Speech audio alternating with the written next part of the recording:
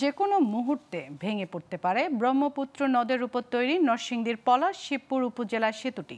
এরই মধ্যে ভেঙে গেছে রেলিং, দেবে গেছে পিলার, বেরিয়ে আছে রড।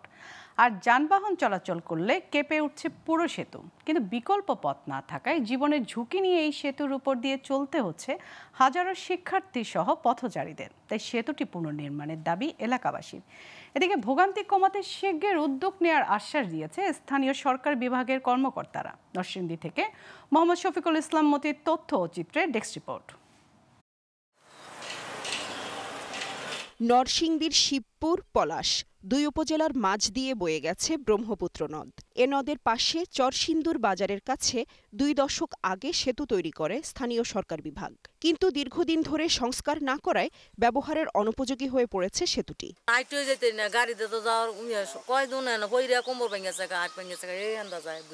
আজকে থেকে 5 বছরের বেশি হইব এরকম অবস্থা করে আছে। কেউ আসে আর এটার তদারকি করেও না বা কেউ এটার সংস্কারও করেন। কয়েকটি স্থানে ভেঙে গেছে রেলিং, ডেবে গেছে পিলার, বেরিয়ে আছে রড। তারপরও জীবনের ঝুঁকি নিয়ে চলাচল করছে শিক্ষার্থী সহ হাজারো মানুষ।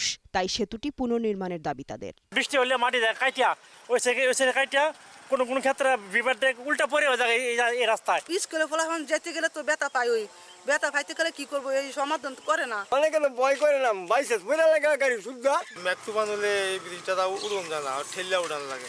আমরা চাই ব্রিজটা নতুন করে হোক। সেতুর এমন বেহাল দশা ও স্থানীয়দের ভোগান্তি কমাতে দ্রুত পুনর্নির্মাণের উদ্যোগ নেওয়ার আশ্বাস দিলেন স্থানীয় সরকার প্রকৌশল অধিদপ্তরের এই কর্মকর্তা। বিভিন্ন প্রকল্পে পাঠানো হয়েছে, কিন্তু লেটেস্ট যেটা 100 মিটার প্রকল্প, 100 মিটার ব্রিজ কনস্ট্রাকশন প্রকল্পের মধ্যে এটা অন্তর্ভুক্ত করা হয়েছে এবং এটা যদি টিপিপিটা সংশোধন হয়ে পাশ হয়ে যায় তাহলে এটা আমাদের ব্রিজটা করা সম্ভব হবে এবং জনগণের দুঃখ দুর্দশা লাঘব হবে। শিগগির সেতুটি পুনর্নির্মাণ হলে দুর্ভোগ কমবে স্থানীয়দের। তাই পদক্ষেপ নেবে কর্তৃপক্ষ। এমনটাই প্রত্যাশা নরসিংদীর পলাশ ও শিবপুর উপজেলাবাসীর। Global television news desk.